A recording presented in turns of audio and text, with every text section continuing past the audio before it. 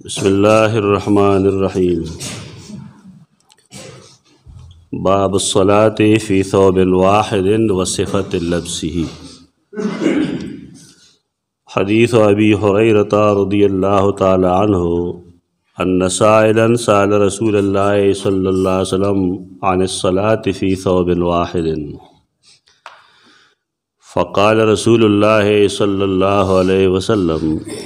अवा लिकुल्लिकुम थौबान। व हदीस अबी हुरैरता क़ाल क़ाल नबी सल्लल्लाहु अलैहि वसल्लम ला युसल्ली अहदुकुम फ़ी थौबिल वाहिदि लैसा अला आतिक़ैहि शैउन। दा बल यो बाब दे पदे बाब के दाखई चिकम ज़माने के जामे लगी वे दा अरबो जामे कमीस और परतुग नौ दो सादर नौ यो सादर न बे लंग वो दबल सादर वे तखबल वजूद द पासा चो दगा दागी जामे वे दगा लिबासो सौब यवे जामे तो वही और सौबान और सौबैन दो जामो तो वही। कुरान मजिद के जदाकम सियाब लफज राजी दागे नस मतलब दे कुरान के सियाब लफज राजी बिलअमूम दागे न मुराद मुफस्सिरीन दाखली चिकम दा अरब जामे वे कफ़ारा के चिकम वरकोलिशीन पे के ब्याद फ़ुक़हा आपस के इख्तिलाफ दे चाया दा अरब जामे दी दो सादर दी और कना दे वलाक़े खपल लिबास दे हज़ान लखपल इल्मी बहस दे खुपाए ज़माने के जामो डेर कमे हो ये इंसान बदा से नो चाह सर वदव सादर वे तो जनानो दपारे वे कोशिश को चदागी टूल वजूद दी पटी लेकिन दर नारी नवा या सादर हो ज़्यादा न ज़्यादा तो कल खुबागा लंड सादर और लंग बेते वाले और पास बाड़ी वे कुलो करवो और कल बागा सादर दासे वो उगत वो खो कपसर बेवाचो न लान ने पंडे वे करे देख दा डेर द तकलीफ हालातु और दा आवाज़ द मुसलमानानु नो बल्कि द टोल आरबू दा मालदारी खुदी के रुस्त रागले दा पख्वान दी गुरबतम दको महज कुरैश दासिउ च दागी लग माली पोजीशन निस्बतन खो और दागी वजह दावा च द काबे पनुम बकम शेर आतो ना बददी आपस के खोड़ काबे मुंजौरा नुगा नकाल तो बस शेर आतो ना बदी योसो ख़ानदान नो बागी गस्तो और कबार बम दी लड़ल नटुल दुनिया के वदी इज़्ज़त द काबे द वजो तो दुनिया खलको द काबे एहतराम बको नूर अक्सर गुर्बत देर जातो अद्वे मदाव च पारब के दास सोकनो च अगले जामे गंडल वर्तल अलतबा जामे वे हमना अलतबा द बार न तैयार कपड़े रातले और खल को वागस्ते दा टोल सुजन अखपल मखे तकेक द न पदे हदीसु न वपोश और ब्या अखपलम ताकि द शुक्र जज्बात डेर शी च मुंग सर समर जामी रेख कयो सड़े डेर गरीबी नहीं हो दो जोड़े खुई कम से कम यवा गुंदी और भले गम खादे रही अदना सड़ी तकरीबन नंदा कारी बहुत चले कि मतवसत खल रही खुश मेरे लिश जामे लस जोड़े और शल जोड़े पिंजिश जोड़े ब्या मस्ती मुंग के डेर ज़्यादा रख अगर मस्ती ब्या वदनों के खारे की क्वेदनों के चुकवेदनी नो खजे जड़े जावे ना होंगे यानी कयो जलेम बाड़े मारने जामा चोले दा और यो वादले ओड़े दा या क्वेदन ला न बले लागा न उड़ी नवे वाली और चिकम नावे बिलफर्ज मुंगे जोड़ो नो दागे दा पारा जिसम ला रिवाज की ना बिल्कुल सरासर इसराफ दरे शरीयत खिलाफ ये द वादा दा ये द डोले दा ये द कुसी दा ये द औरबल ये द सार दा भले द माखाम दा से तरीका दा यानी एहसास द खल्क टोलो न यरशे दे च जमुंग दीन सरे بیا پې کې داسې لباس هم شته ته شراره غراره وي هغه زنانه په خپله نشي ګرځولی شان ورپسې چوچته کړي دا یې کم سے قیمت 20,000 او 25,000 روپۍ د دې څه فایده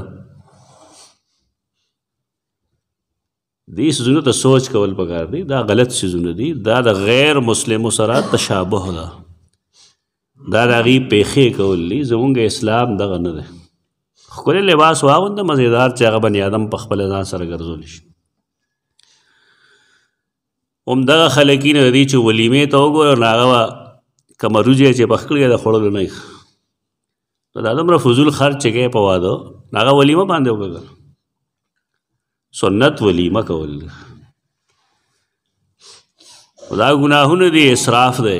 قرآن فرمایلی دي څوک چې بې ځایه مال خرچ کوي دا د شیطانانو وروڼه دي او شیطان د خپل رب ډېر ناشکره دی وکان شیطان لربه کفوره دا مه کوئ که پلاران یې نو هم مه کوئ خپلو انګیندو له او که څوک سخران یې نو هم خپلې انګور له مه کوئ ګناه دی شریعت دا نه خوښوي د صحابه کرام به یو لباسو د غریبۍ د وجې او که ډېر شوی هم دی نو دا فضولیات یې نه دي کړي دا فضول شی دی یو سړی لمونځ کوي زنانه خو ټول وجود پټوي هغې که هر څو دا به یې کول چې زنانه له به یې لباس چېرته نه پیدا کوو ځکه په هغې بني آدم شرمېږي که چې زما خوري زما ښځه او زما لوري او دغه شانته ناسته وي په کور کې چې د هغې لباس نه وي زه به ښه ښکارم دې وجې نه زنانو دپاره خو به هغې کوشش کوو که هر څه و خو لباس به یې را پیدا کوو لمسی به یې ورته اغوندو څه د سیز سرمن به یې ورته اغوستوله خو بار کې د هغې وجود به یې پټ ساتو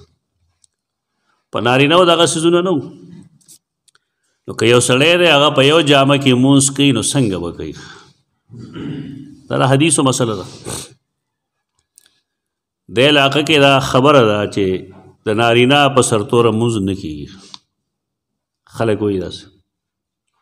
دا غلطه وایي په سرتوره مونځ کېږي یو جواز دی یو هغې ته کسب ویل دي چې سړی هر وخت یې په سرتوره مونځ کوي دا دواړه ځان له ځان له خبرې دي مونږ صرف دا وایو چې که یو بني آدم دی هغه راغلی دی او هغه سره څه شی نشته دی د سر د پټولو نو مهرباني دې وکړي هغه دې داسې څه حرکت نه کوي چې غلط وي مثلا جومات کې یو داسې ټوپی ده چې سړی هغه په سر کې نو خادی نه شي تللی د الله دربار کې هغې کې څه له ودرېږي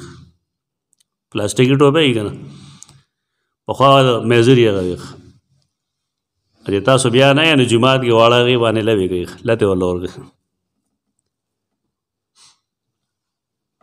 محدثین خدا لیکي فقها چې دسمال کوم د چې رومال وایه تاسو دا هم سر نه تاول مکروه دي مانځه کې د هغې وجه دا ده چې په دې کې خو مونږ خادی له نه جوړته د انسانانو په مخ کې داسې مونږ نه دي کړي چې د جیب نه رومال راوښکلي او سر هم پرې تړلي بدکاري بنده خو د الله دربار کې داسې لباس کې ودرېږه چې په یې کې ښکلی ښکاري کم سے کم یو خادی له پکې تللی شي یا پکې ډیسي د تللی شي یا پکې د یو سر مخې د تللی شي خو که څه نشته دی نو بیا سر د هغې دپاره دغه طریقه نه ده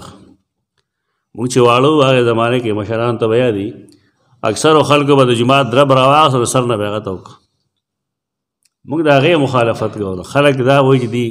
دا وایي خلکو ته چې تاسو په سرتوره مونځ کوئ مونږ دا نه دی ویلی دغه شی غلط دی بلکې ډېر مشران مونږ داسې لیدلي وو چې به د شا غاړې کمیس راوچت کو نو سر نه به یې ته وکړه شاته به ټول ښکارېده لمن به یې دې ځای کې وتړله مونځ به یې کوو دا غلطه طریقه ده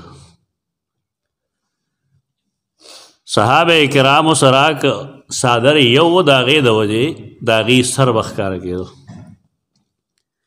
بیا چې کله لباس ډېر شوی دی نو صحابه کرام سرتور سر نه دي ګرځېدلي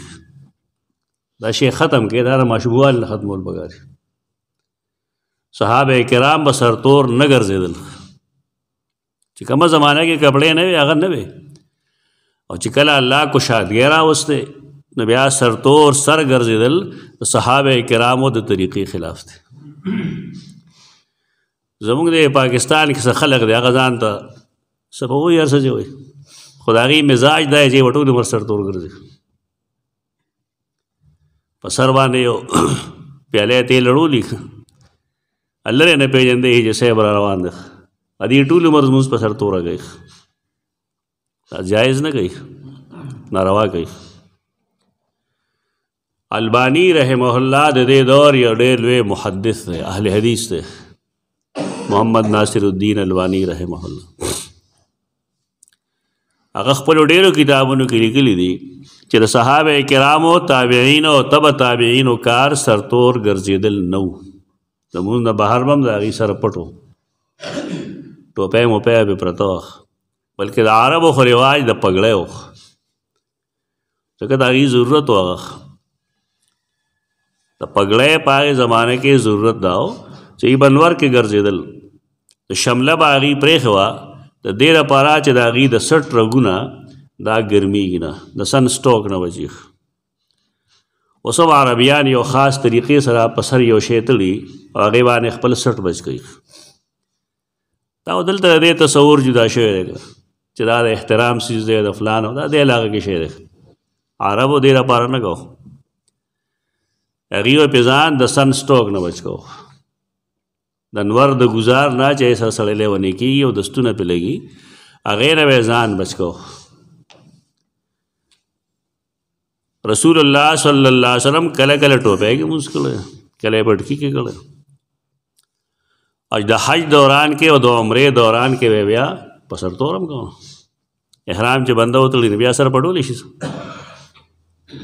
خو چې ته یې په سرتوره مونځ نه کېږي نو بیا د حاجیانو مونځ نه کېږي. غلطه خبره مه کوه، په سرتوره مونځ کېږي د نارینه، دومره ده چې عادت ته مه جوړوه. ښه دا ده چې انسان سره خپله ټوپۍ هغه په سر اچوي. رسول الله صلی الله علیه وسلم البانی رحمه الله دا لیکلي دي چې هغې به بیا سرتور نه ګرځېدل،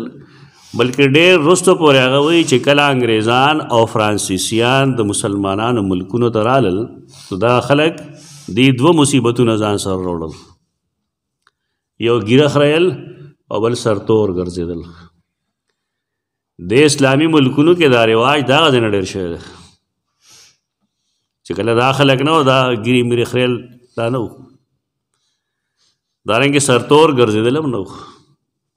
اوس هم غلامانه ذهنیت دی، دغه سړی چې ځان ښکلې کوي نو ګیرې لرې کړي، زه ښکلی ښکارم، لیکن هېڅ ښکلی نه ښکاري. که دا د حسن توکې وی یا حسن وی نو الله به خپل رسول ته ویلی وی چې ګیره لرې کړه، لیکن هیڅ یو نبی ګیره نه ده خریلې، نه یې لنډه کړې ده، او نه انبیا علیهم السلام ګیرې خریلې دي او نه یې لنډې کړې دي. دا د خلکو خپل یو سوچ دی، د خلکو سوچ باندې موږ پابندي نه شو لګولی، خو دین دې نه بدلی، دین دغه نه دی. دا نښه جوړول چې زه اهل حدیث یم او زه په سرتوره مونځ کوم، دا ګپ لګوي. دی په حدیث پوهېږي نه غریب د سره، دته دا چا ویلي دي چې ته ټول عمر په سرتوره مونځ کوه. مسئلې نوعیت دغه نه دی په سرتوره مونځ کېږي، لیکن کسب نه و د نبی کریم صلی الله علیه وسلم او د صحابه کرامو د جامو ډېرېدو نه وروسته بیا دا کسب نه و جوړ کړی. دې ته کسب ویل ګناه دا کم چې دی کې پېژندی یې لرې نه، نو ځان یې خامخا خلکو ته په ګوته کړي. کله چې سړی په یو جامه کې مونځ کوي نو صفت لبسه، دا سنت نه وي چې دا سنت دی ګنده، چې کله جامې ډېرې راغلي دي نو بیا رسول الله صلی الله علیه وسلم دا عمل نه دی کړی. اب بطور جواز گنجائش ته دی، دې کې حدیثونه دی څلور پیش کوي باب کې، موږ به ته دوه وایو نن. یو حدیث دی د سیدنا ابو هریره رضی الله تعالی عنہ، هغه وی ان سائلا سأل رسول الله صلی الله علیه وسلم، یو تپوس کوونکی تپوسو کو د رسول الله صلی الله علیه وسلم. دا تپوس کوونکی څوک دی؟ د پته کول غواړي. داسې اسما داسې نمونه چې د هغې نوم نه په حدیث کې نو علما دې پسې هم ګرځي چې دا تپوس کوونکي به څوک و دغه شان نمونو باندې چې کوم کتابونه د المبهمات وایي مبهم سړی څوک دی څوک صحابي دی هر څوک چې دی خو هغه تپوس کوي د رسول الله صلی الله علیه وسلم نه دلته محدثینو څه نه لیکلي البته حافظ ابن حجر اسقلانی رحمه الله لیکلی دي چې امام سرخسی حنفی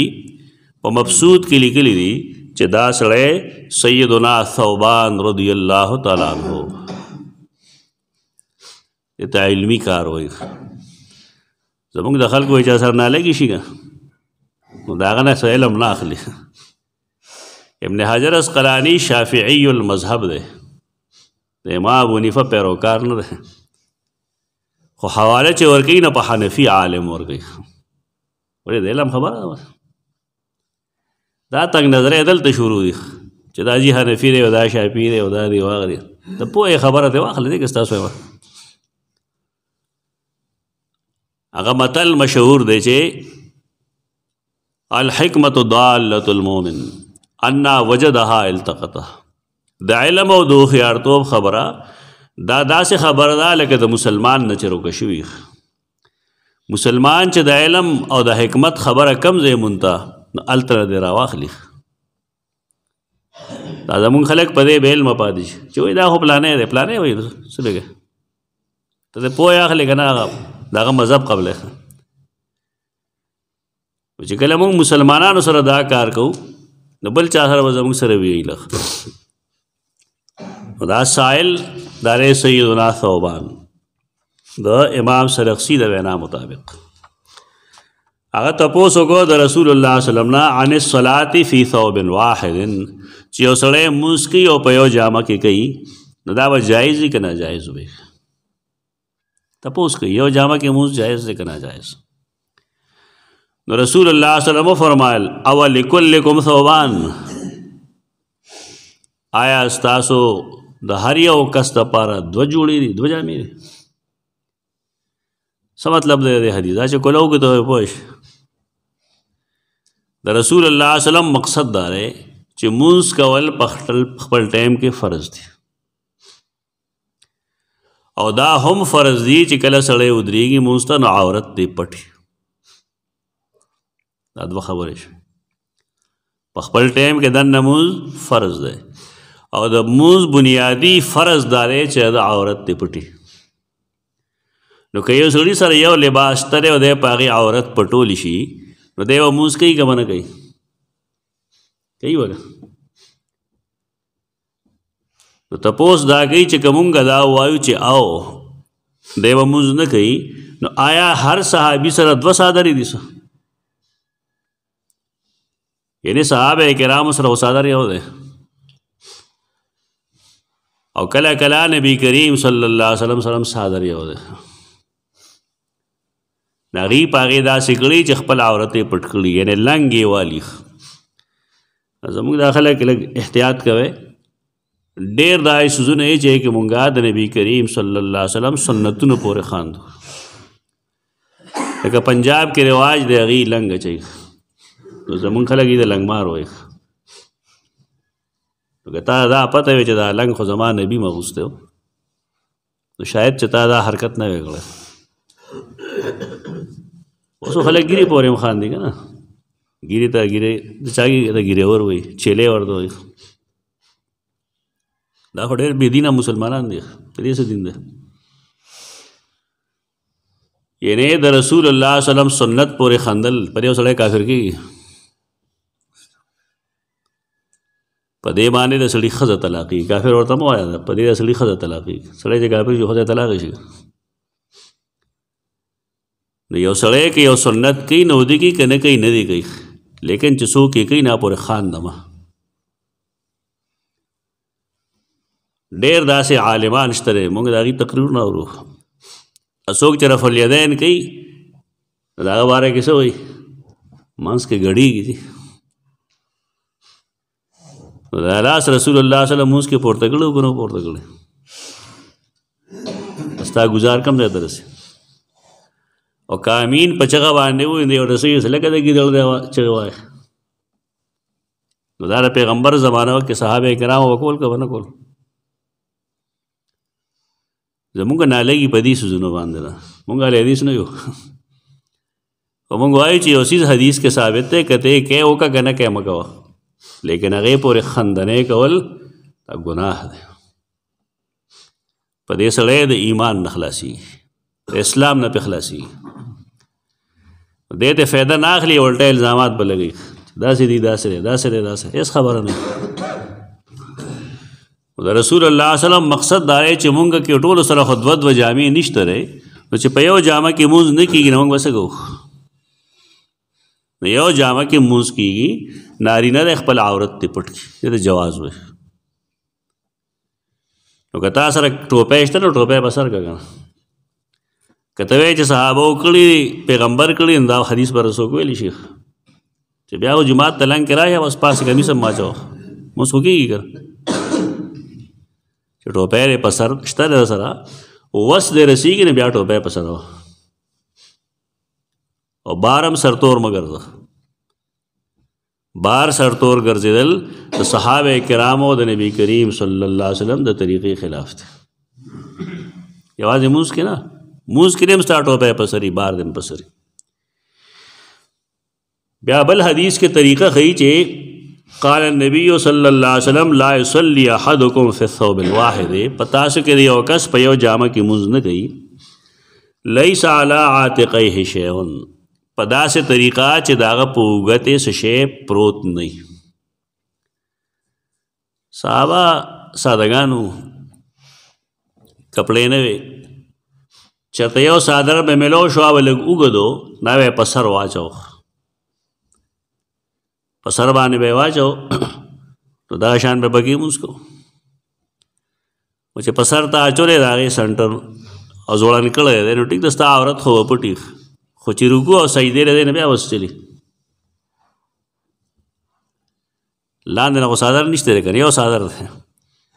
هغه دې هم په سر را اچولی دی دا به زمونږ په شان څادر یې نه وي ځکه زمونږ څادر خو زمونږ په سر را واچوي هغه عورت نه پټوي معلومیږي یا څادر لږ نسبتاً بدل دی هغې عورت پټ کړی دی نو دی چې کله رکوع لځي یا سجدې لځي نو د کار خو به خرابېږي ځکه دی به څادر پرېږدي خپل او چې څادر پرېږدي نو عورت به یې ښکاره شي نو هغه ورته دا ویل غواړي چې څادر